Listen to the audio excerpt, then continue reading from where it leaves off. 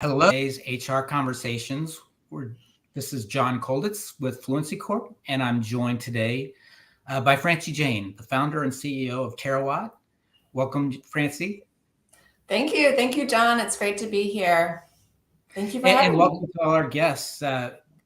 Please, in the chat, tell us who you are and where you're tuning in from. And if you have any questions, feel free to ask them there. We'll try to get to everybody's questions. So, Francie started her company Terawatt, and to start, Francie, can you tell us a little bit about what Terawatt is and why you started it? Yep. So Terawatt is a B2B marketplace that has three stakeholders. So we connect expert coaches to employers who support the professional development of their employees. And then the third stakeholder is employees. It was started because actually initially I was trying to understand where people went who didn't have much support, who, let's say, if their career was going away, for instance, like if you're in manufacturing and it was being offshored, or maybe even got automated, and like where would a person go who kind of just needed help to like find their new sort of career. And I was surprised to see that there wasn't that much out there. There's very little, in fact, where it was just about the individual. And, certainly like there are people who might sell you on a conference or who are headhunters maybe, but there are very few things where like the pure basis of the business was just helping the person find like what makes them sing, what makes their heart sing, which I always like to say. And so that took me on a whole journey. And what I finally realized is like, I think the best way to make this work is have it be a marketplace. And the way we make it affordable is we have incredible coaches we vet, and meaning we make sure they're really, really good. And, they come in all sizes and all different ways. And so there's no one way good coaches.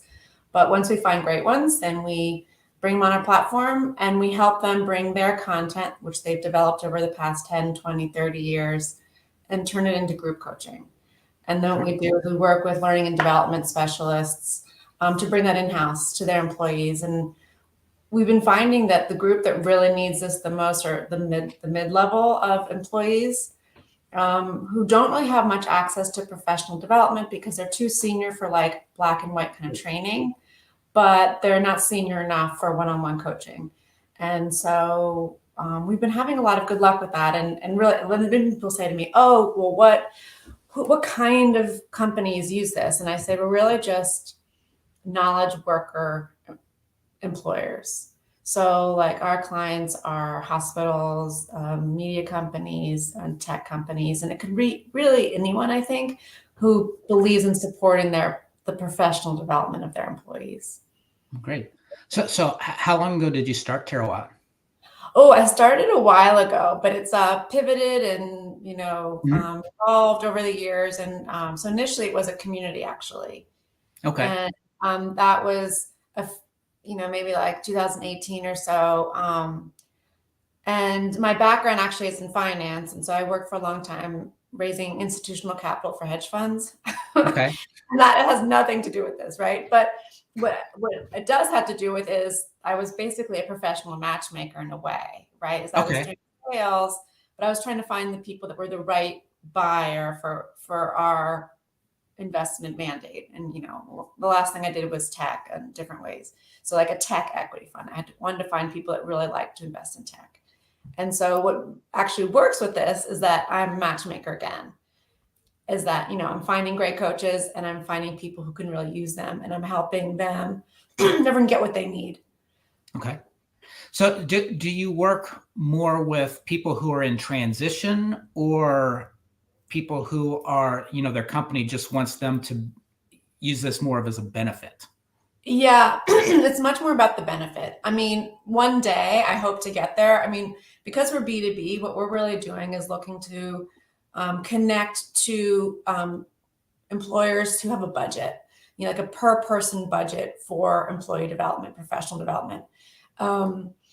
If I were to do the person in transition, that would probably be a little bit more like B2C and working on individuals. But I think we can do that one day. Mm-hmm. And that would be more like, so let me just give you the structure, the overview. So like Right now, we'll say take 10 people who are, let's say, new managers at a 500-person company, and we bring them an incredible coach who's really has a body of work about mindfulness. And we kind of match them together, and they work for like 3 weeks, 10 weeks, like a period of time to discuss mindfulness, live it, reflect, discuss more. That's the kind of like cadence.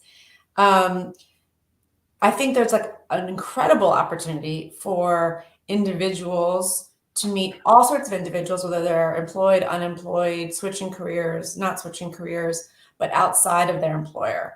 But right now we don't do that. So right now we're just focusing on the people who are employed. But that's like the next sort of gen version of this is to connect other people. So do all of your coaches work in the same way? Do they have some flexibility to kind of tailor coaching to what their client wants? Or is there more of a structure that everybody follows? Oh, the only real thing I would say is that we want and we ask the coaches just to, teach what's in their wheelhouse, what their expertise is. So when we are working with a client who is an employer, we'll generally ask them what they're looking for, what their problems are, or what they think their employees could use help with. And then we'll present them with a slate of 5 coaches, and they can pick from them. And so, like, for instance, one customer we have, they're looking for an executive coach who had experience with teams. And when we presented them with this list of 5, we included a coach who's a former NCAA basketball coach. And they picked him because they bond over sports a lot at their office. Mm-hmm. And that was really interesting. And so then from there, we said, okay, with the coach's name is Matt, with Matt's background, let's talk about the needs of the employer. And so we had sort of a meeting of the minds to sketch out what the 3 sessions in this case would look like. And so everyone gets to pick what they want, but certainly, like, it would be silly for, Matt to coach on something he doesn't know, right? So it's like, you start with like the expertise of the coach, and that should be what the employer is looking for.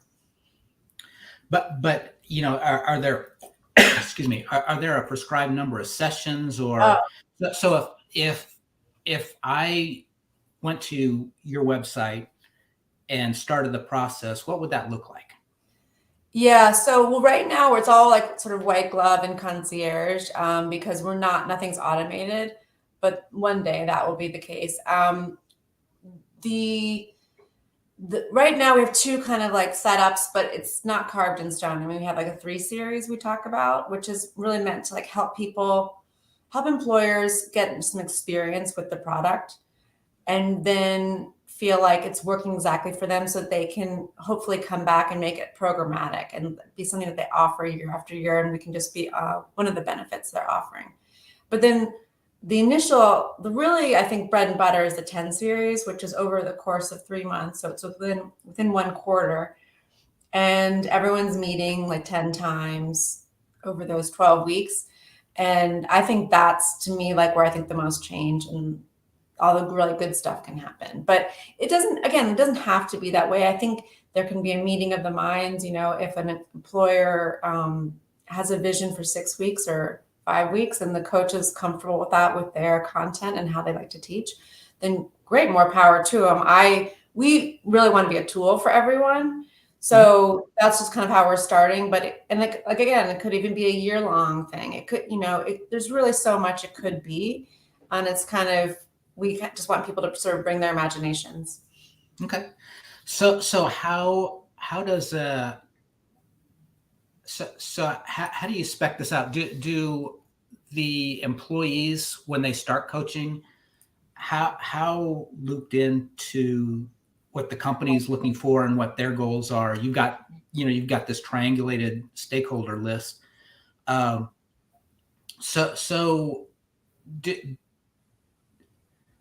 do I ask this question? So how, from the employee standpoint, they're seeing this as a benefit. Do they typically buy in? Do you have to kind of coax the employees into participating? Okay. Yeah, this is a really good question. And that's kind of a logistical question, but also philosophical. Yes. So, one of the things that's going on right now is that we rely on the company and learning and development person to choose the group, right? Okay. So, in this one case, they offered it to everyone within like a band, and people opted in. I think that's a really nice way to do it. I think I've seen other ways where people they select the people and they say, you've been selected as a recipient. Um, Again, like I think the next gen version of this is people opting in and having their own budget. So for instance, maybe, there's somebody in the mailroom who's taking it and there's like a new mom and there's like, someone who's considering retirement and there's somebody whose issue is wants to get promoted and maybe they're all working on something that's not unrelated to their exact level, but there's some other thing unites them. Okay. So that's a logistical issue is how they get picked. And that we're working on that as well. From the employee's perspective, I would say the trickiest part is really educating them on what coaching is and Mhm. why it's valuable for them, and why they should care. And so we help the coaches and the company set that up so they get all the research and they get the background on why it's important and what that means for them and why it can help them. I mean, because I think if you're not steeped in all of this research about learning and development and professional development, you just don't really understand the value necessarily. But I Mhm. think once you've read all this research and you kind of like spend a lot of time speaking to practitioners and hearing about success stories, it's just really exciting to think about applying it to your own life in the different ways it can help you. So you mentioned, that there needs to be a common thread. So typically, does it consist of people that are kind of on the same peer level, or you mentioned, mailroom, new mom? Yeah. Anyway. How do you form groups, and what makes a successful group versus one that may not Yeah. work?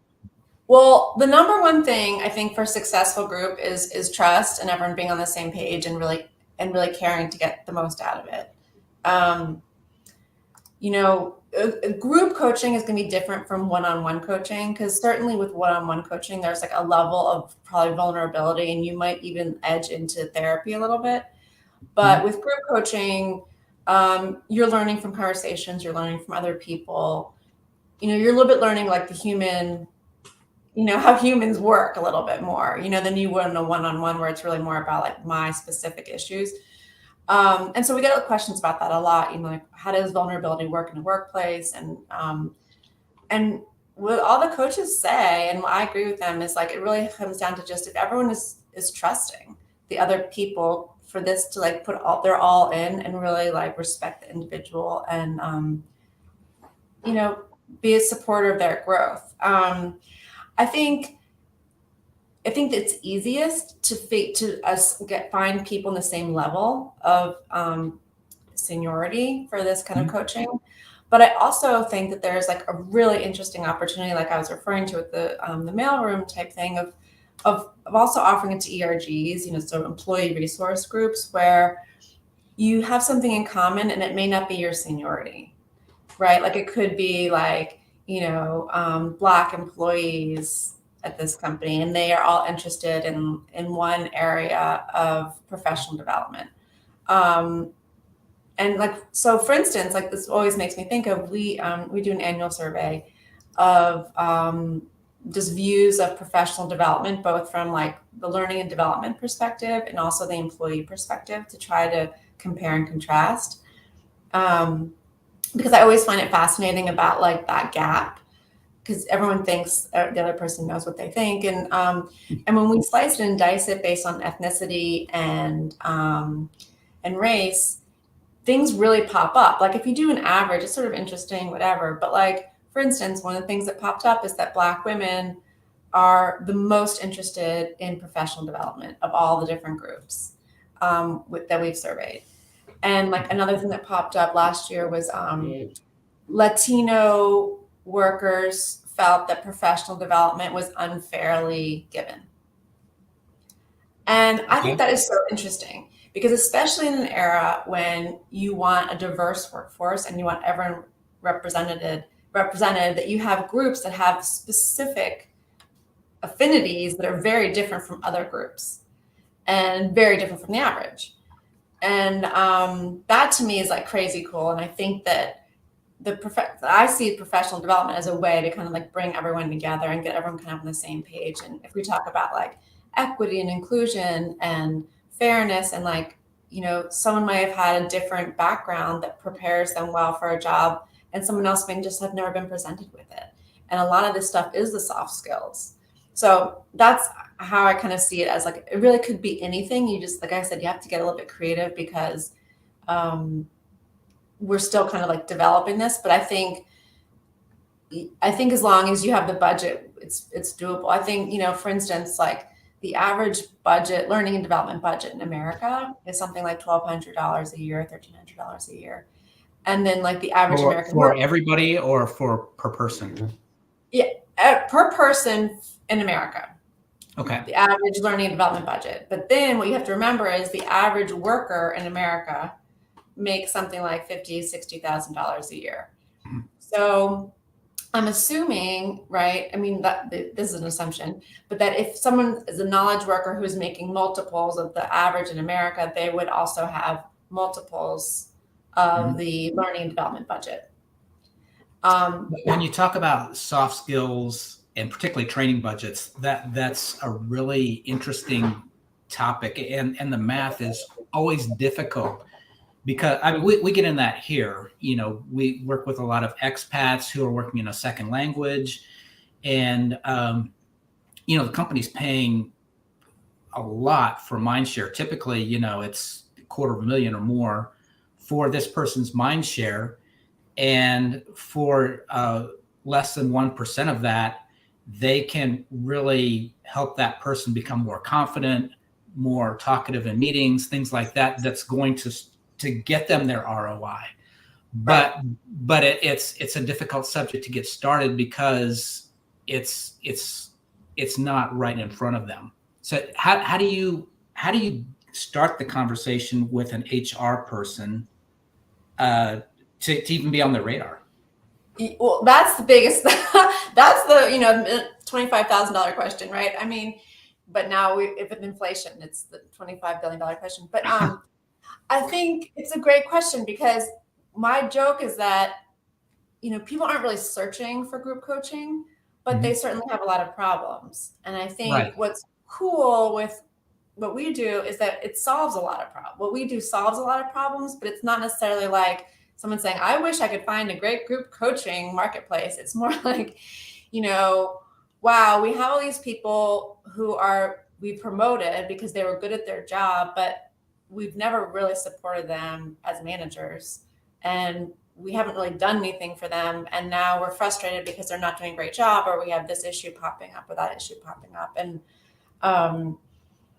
so what we try to do is just talk about like how, like, well, there are a few things. I mean, one of the ways is we talk about, okay, well, if you have professional development for your most junior people, like some of these coaching apps, and you pay for coaching for your C-suite, then you already believe in coaching. So is the reason that you're not giving it for the mid-level because you can't figure out how to make it affordable? Because that's a whole conversation, right? So like mm-hmm. it's already bought. I mean, most CEOs and C-suite people have coaching, you know, as part of their compensation paid for. And by the way, you know, a coach very easily can be a coach that, you know, period of time is $50,000, $100,000 plus per year.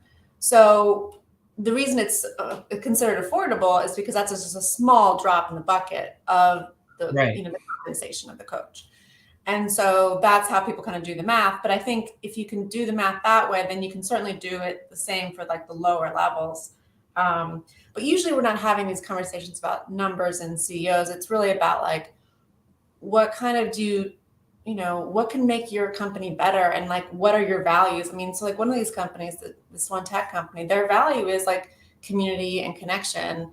And that was how we started the conversation with them, is saying, you know, we can actually offer you professional development that makes your managers better in a way that like jives with your culture and your values.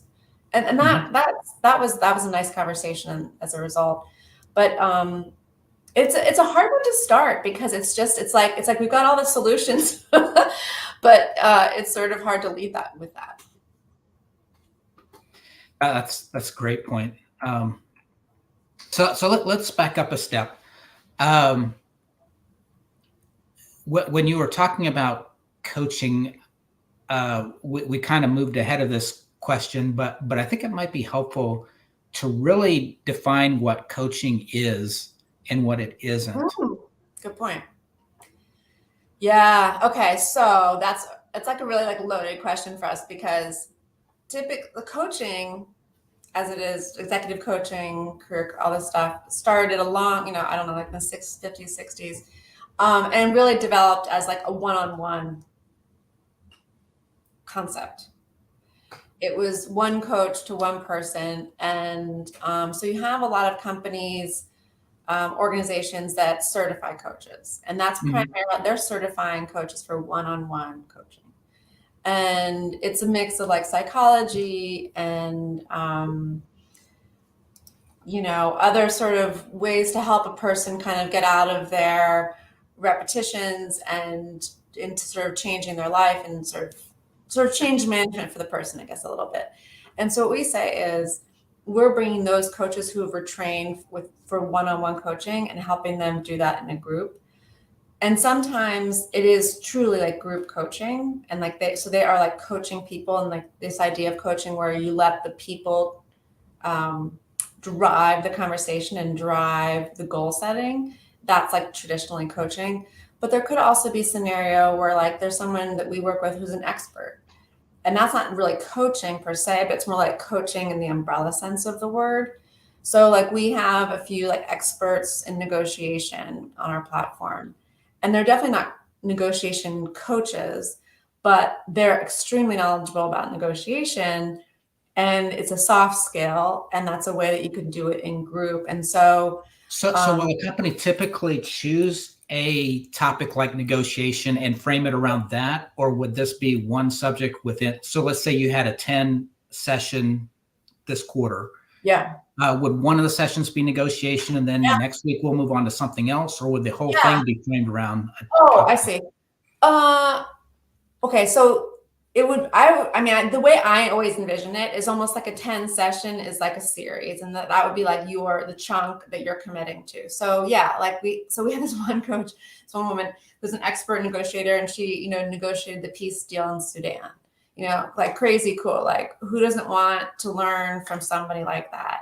So like Mhm. theoretically you would sign up with your colleagues for a 10 session with this woman, and learn the best ways to negotiate and resolve conflicts. And then, there probably would be another group of 10, 20 people doing a different thing that you might be part of the next year or the next quarter. The way that, because it's a marketplace, it's not like we have like three things you can pick from, right? I mean, it's really like all the stars in the sky. So it's kind of like, also, I liken it to like self-help books. Like, like you might pick one self-help book off the shelf this week, and then next week you might do a different one, and they're slightly different, and there's some overlap, but they're different expertise. And so I sort of think about it as more like, one person within a company would use their budget, like their annual budget over 10 weeks. That's how I envision it. But people might have bigger budget, I mean, and it also depends on obviously how many people you have in the Mhm. session, because it's the denominator is the issue, right? So the coach has a rate, and then how many people you can divide it by is ultimately what the per person cost is. What is the minimum and maximum number of people who can be in one group? Right. Okay. Another good question. And so this is also completely depends on the coach. So we have some coaches who say, my minimum is 4 and my maximum is 12, let's say. And then someone else saying, oh, I could go up to like 30. That's fine. And, everyone has their own view, I think, of how their content works and how they do a Mhm. good job. But that's part of like the negotiation, and that's what we help the employers with, the buyers. And so we say, listen, like, we might say, here's a person who like does group negotiation for 10 weeks. And the employer might say, great, I've got 25 people I want to bring to this. And then we would speak to the negotiation expert and say, hey, how would you feel about a 10 series with 25 people?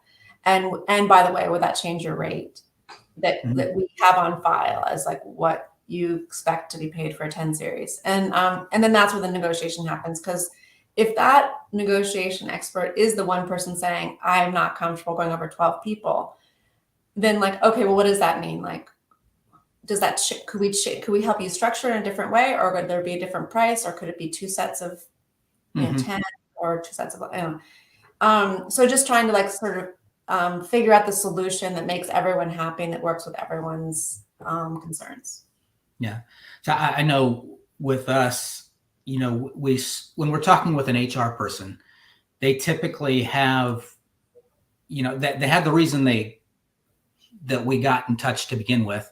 Yeah. And then, that we've got to make sure we understand the company's goals. And sometimes we have to have this conversation to sort through what we think our goals are and what our goals really are.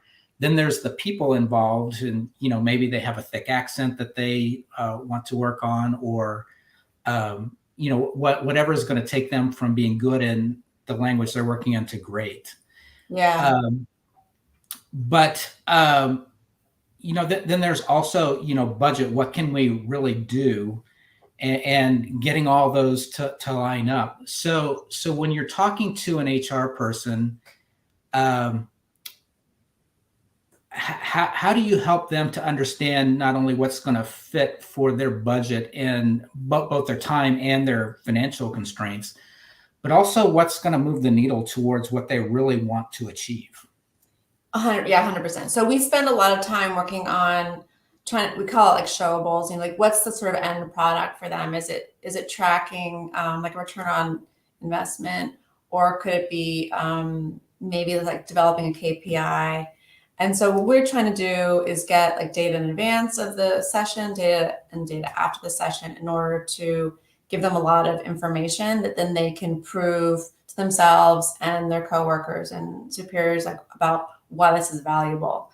Because without the measuring, it just becomes, it's a little bit too, kumbaya, right? Yeah. There has to be a way to measure it so that you can. If you can measure it, you can manage it. Right. And I think, and also you can improve it, Yeah. and and it's always kind of painful logistically to like, get everyone to like take a questionnaire in the beginning, take a questionnaire afterwards. But what's cool is like things change, right? Like your goal when you started may not be the goal when you ended, because you may have achieved that, or you may have also peeled back an onion and realized that's actually not the goal you really want anymore. And so we talk a lot about not moving the goalposts, just being really specific about what was the goal when you started, and then reflecting on like, have you reached that goal? Or maybe it's changed by the end. And like, that's great. I think changing a goal and having an epiphany is change. Yeah. And but you have to really find a way to like lock that down and memorialize it so that you see that things have changed, because in our minds, it just keeps going, right? What you know now, you assume you knew 10 years ago, right? But you didn't. And unless you memorialize it, you don't realize that there has been so much of a change. Okay. And you mentioned there's the rock star coach, and so if I wanted to learn negotiation, I would say, yeah, that person that negotiated the peace deal in Sudan, I want her. Right. But then there, in the sports world, the analogy that comes to mind is the baseball hitting coach. The people who were the fabulous hitters in their playing career make horrible instructors. Oh. But the person who really struggled in hitting can help other people who are struggling to progress. So how does that play out the same way in your world? Yeah, that's so interesting. I think the way that it plays out is that what we really look for is people who have thought deeply about this stuff, and who have a body of work, of writing. Right. And so that's why we kind of like have a lot of people with PhDs or books or articles. And so it's not so much that they need to be a practitioner, but they need to have thought deeply and really have ideas on how they can help people. I think one thing with that analogy, which is I love sports analogies, and like a great reason for it is like you could just be an incredible athlete and you can't even explain why you can hit the ball every time. Exactly. But there could be an incredible athlete who also can, or there can be someone like you said who can't, but he knows what the levers are to pull. And all I really care about is someone who really wants to help another person and has thought deeply about how to do that. And so it's less about the like what they've achieved in life. And so that's actually sort of brings me to the point which I was saying earlier is that, we love coaches who are certified, but they don't have to be certified. I mean, there could be someone who's just an incredible like genius at, you name it, like cold sales calls or something, right? Like I would love to know how to do that. And if they have thought deeply about how to teach people how to do it and like what they've learned and, bring into psychology and public speaking and bring all sorts of things into that subject matter, like that's what I want is someone who's really committed to like helping others grow. And so that's what we really look for. And it's less about the practitioner and it's more about the thinker. Okay. More about the what? And then teacher, thinking and teaching and teaching. Okay, great. So with groups, does it have to be a group within the same company, or could there be a group that's that comes from different companies as long as they're not competitors, or does that even matter? Yeah, well, we have done in the past cohorts with HR leaders. And it often will work when there's very few of one subject matter and expertise within a company. So like HR is a great example of that, right? Like you could have a company of 500 people, 1,000 people, and there could be like 4 people in HR. And so when you work like that, I think there's a sense of feeling a little bit alone and looking for community and trying to understand what other people are doing. And trying to bring best practices in. And so we've done that a few times and that's really fun and people seem to like it a lot. So that would be like an easy one. And it doesn't have to be HR, but I guess my point is for a group, a very specific area of expertise where they're a little bit like one man on an island kind of thing. And then, it could be other ways, right? Where it could be like, we all want to learn the best practices for DEI, let's say. Like I could see that being incredible too, especially in like an area where people are learning and it's a new frontier. And so there's less competition about, whether my competitor knows this too, but it's more about, I just want to make sure like we're doing the best we can for our employees. So if I'm hearing you right, there's some topics that you want that company information could come out, and others like HR is a great example. And we do that as well. We have a Spanish for HR class that before we're done, I'll put the link up so that, and it's for HR people that typically, they have people whose first language is Spanish and they want to communicate better with them. So there's no proprietary business information going to come out in that. And it's a good way for them to kind of build a community among themselves. Now there's, but outside of HR, I don't know of no other examples come to mind of groups that would be that easily to do a mixed cohort. Do you have other examples? It's a good question. I mean, I think the one thing I keep thinking is like the worst thing you would want is like an innovation cohort. Yeah. Where it's like, because everyone kind of wants to keep that like sort of secret and have their proprietary stuff. But I think like, I would think almost anything if you're kind of open to it, and maybe that's a cost savings, if you are open to people sort of sharing best practices and learning with colleagues. I I did a course on SaaS marketing, website marketing through Maven. And that was with a bunch of other startups. And that was fine. You know what I mean? Like, who even know? I don't even remember what other companies that people worked for. So Yeah.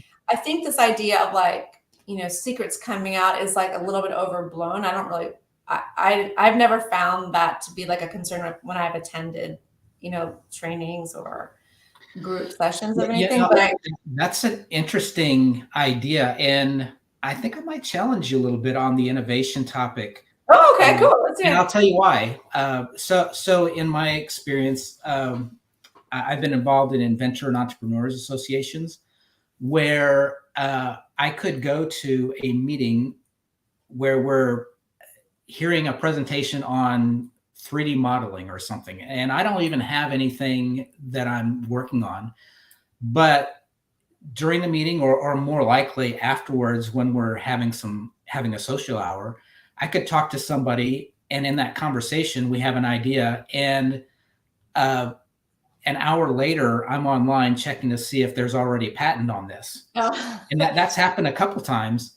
Another one through a human-centered design, uh, working on some of the world's big problems like hunger. Like, how do we attack that?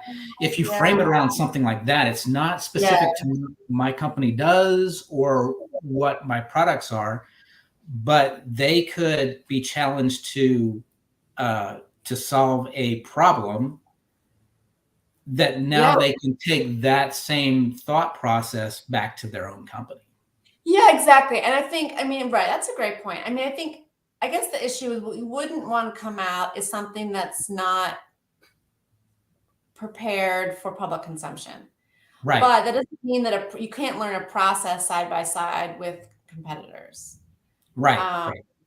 and I think, listen, I think it could be incredible to do all that. And again, like I would love to do that long. It's really almost like the herding of the cats is the hardest part of this whole thing. It's like finding people where the calendar works and the price work, like all the logistics work to like move forward into a 10 series class that's online. And, Mhm. certainly like this is kind of what universities are. And I mean, people have figured this out. But from a startup's perspective, like for us, we just mostly are going with employers because it's like an easier way to like minimize logistics. Like right now, just scheduling 3 people for a 45-minute call just to iron out the contract can take weeks. Yeah. So then you got to add like 20 people and whose bosses kind of have to sign off, who have to find the time in their day. It's logistically challenging. And but I do think that it's kind of the way of the world. Like the more that people collaborate, just generally, the more that we share best practices, and everyone kind of rises up. I mean, I'm a very like, you know, rising tide rises all boats, right? I believe that like the more that we all do better, the better we all do. It's just sort of cyclical. And so for me, like that is a reason for more education and more people collaborating. But there are other people who really view it as like, if you're winning, I'm losing. And those kind of people, I think, are worried about their colleagues sharing best practices with other people. Mhm. And that sometimes can happen in business. That's great. Yeah. Uh, logistics, that is probably, from what I'm hearing, one of the biggest challenges you have. The other thing, I'd like to circle back to DEI. Yeah. Yeah. It definitely a new frontier. That's maybe one of the best explanations I've heard for that topic, because it seems to mean something a little different to different people and different companies. Um, how and bringing coaching to a level of the organization that has been left out is all Yeah. about inclusion. How would you frame diversity, equity, inclusion? How does it play into your conversations is there something about that you'd like to expand on? Well, I'll tell you, I think that in like its core, diversity, equity, and inclusion is just a title for us being more thoughtful about how to be respectful of our colleagues. I Okay. mean, listen, like it really just means like I always think about, you ever see that like cartoon where it's like it shows the difference between like inclusion and oh my God, I'm going to totally butcher this. But basically it shows like there are three kids watching a baseball game Okay. and, there are three different heights. And the first kid's tall and can see over the fence it's actually like a brick Okay. wall. So like, no problem, right? That kid's like psyched. Well, the next kid's too short, can't see. So you can bring like a brick or, a stool for that kid to see over the brick wall. Uh-huh. Or you can just take away the brick wall. Right. And what I always think is like blows my mind every time I see that, that cartoon is that like everyone just assumes the brick wall has to be there. I mean, because we grew up like, we grew up, we started to see over the brick wall and like the brick wall was just there. And like, that's what you did. You had to grow up so you could see over the brick wall.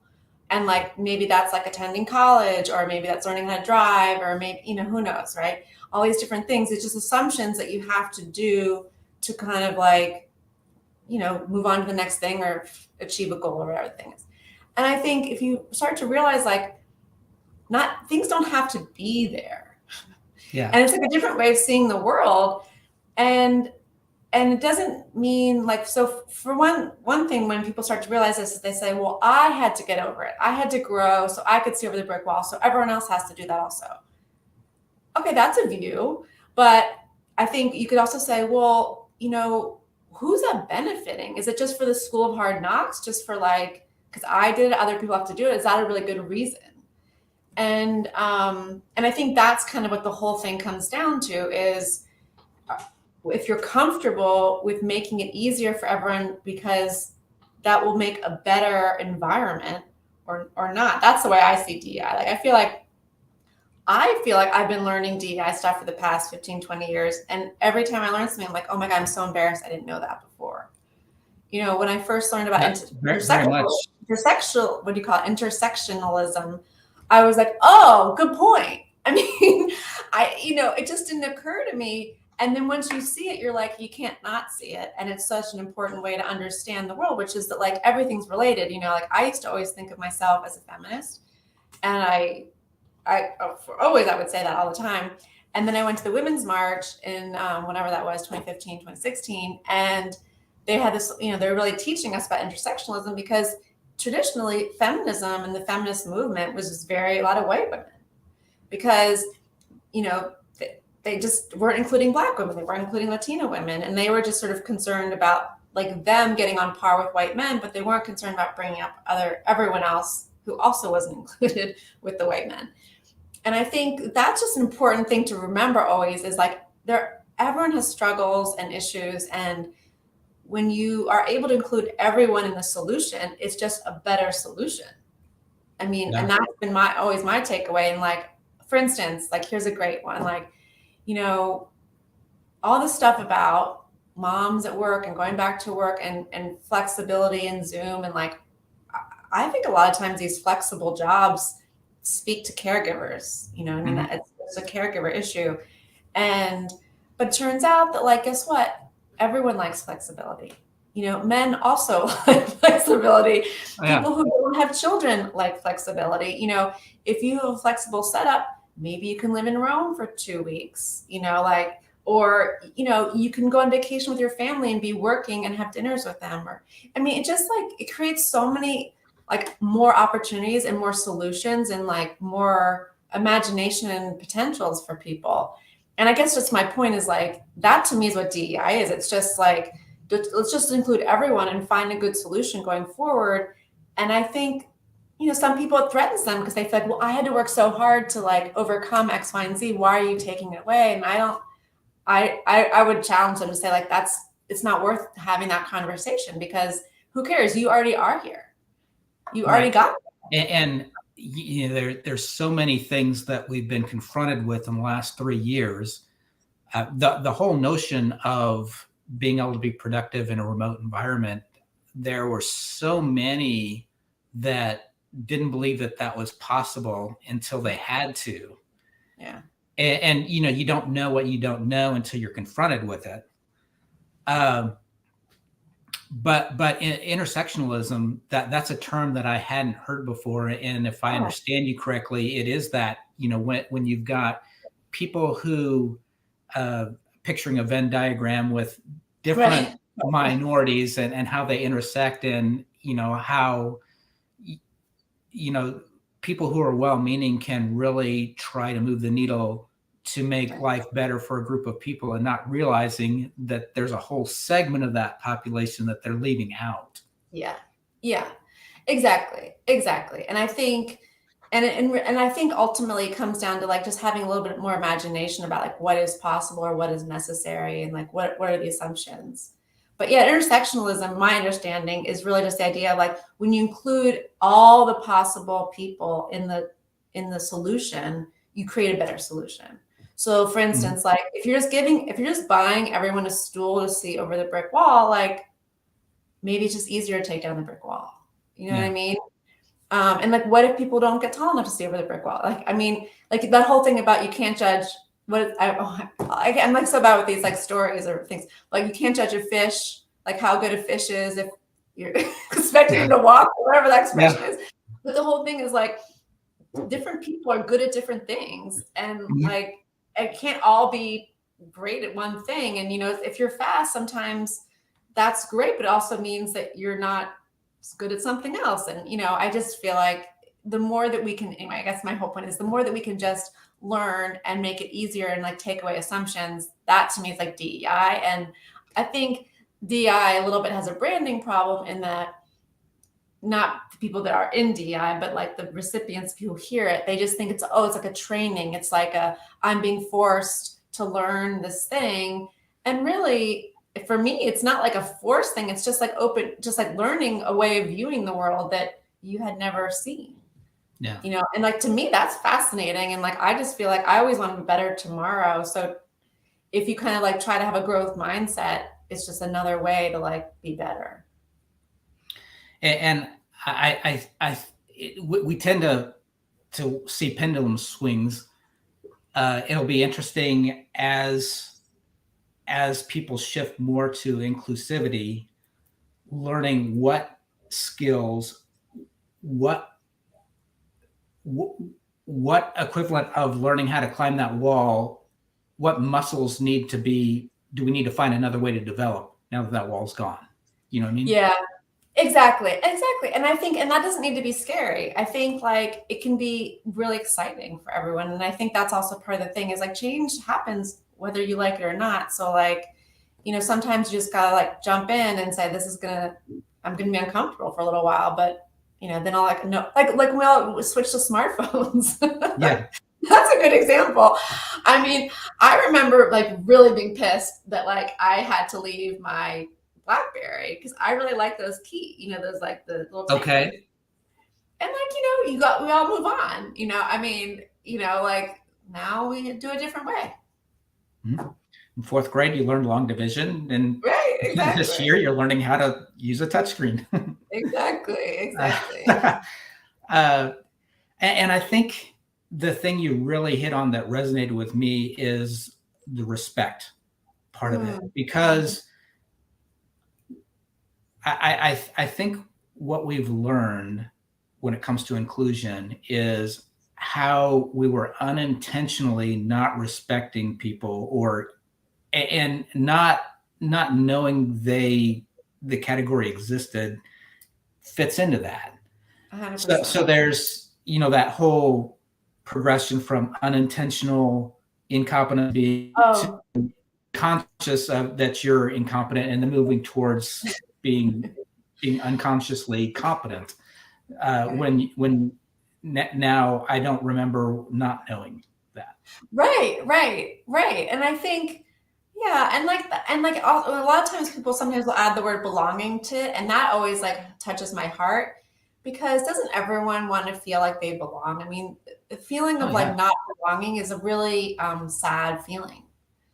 And like that always, anyway, I have to always think about that too. It's like, of course you want everyone to feel like they belong, and like, and then it's like, well, then what can I do? And it turns out like a lot of these things are just like basic, just like basic respect, and basic human stuff. And then that's probably why you also then have all these really cool, like, human resources authors who write things like Erica Kesman, like bringing humans to work and work human and all this stuff. And like, in the end, like we all kind of like, how to treat other humans. You just have to remember to do it like when you're trying to make money. Yeah. And I think you have an interesting vantage point because you have been in situations where, and like all of us, have been in situations where we felt like we were the outsider. You mentioned that you spent some time in Italy. Can you tell me a little bit about that? Oh yeah. So right, after my freshman year in college, there was I was trying to figure out what to do for the summer, and I applied to be like a nanny. It was like one of those, like it was a combo nanny, like language immersion. Okay. And but then I kind of like took out like the like language learning part because I was so like kind of burnt out from school, and so I was just like a full on nanny Okay. for like 2 months for a family in Italy, and it was so much fun. Like they lived in Milan. I mean, although I was never there, right? We were traveling always and doing really fun things in the summer, and so like we went to Pontala and we went to Elba. And I lived at the grandparents' house. We're like in the hills of Verona, in like this old like hunting estate. Okay. I mean, and what was cool about it is I'd already been studying Spanish, so I could like understand what people were saying to me in Italian, and I would speak English back. And so I always would say like, "Oh, I'm kind of like an immigrant child. Like I can know like halfway, the language, but I didn't really." And so then when I got back to college that fall, I started taking Italian so I could actually learn it. But it was an incredible experience. And I mean, also it's like that whole, it's a little bit like being a teenager where you have to carry those eggs around or whatever. I mean, being a nanny when you're 19 is valuable as well, because you realize, wow, like this is a path my life could go, and I don't want this. I don't want to have a 1-year-old. That was like my life for 3 months. But I think just living though with the family is so much more fun than traveling through a country, right? Because you get to see the most like banal things that are so wildly different from your life. Oh yeah. And that's what's so like mind blowing, obviously. Yeah, any opportunity someone can travel and actually get to know the locals, as opposed to seeing just the tourist spots that everybody puts on Instagram. Yeah. Some of my richest travel experiences have been being hosted by a family and kind of learning what life looks like through their eyes. Yeah. Oh gosh. Yeah. And I think that's also so just valuable to be like a citizen of the world, because that's also when you understand that like it's really hard to see things black and white when you stay with somebody who sees America a really different way than you see it. Like that's fascinating. So while you were in Italy, did you take any classes or did you just not do that?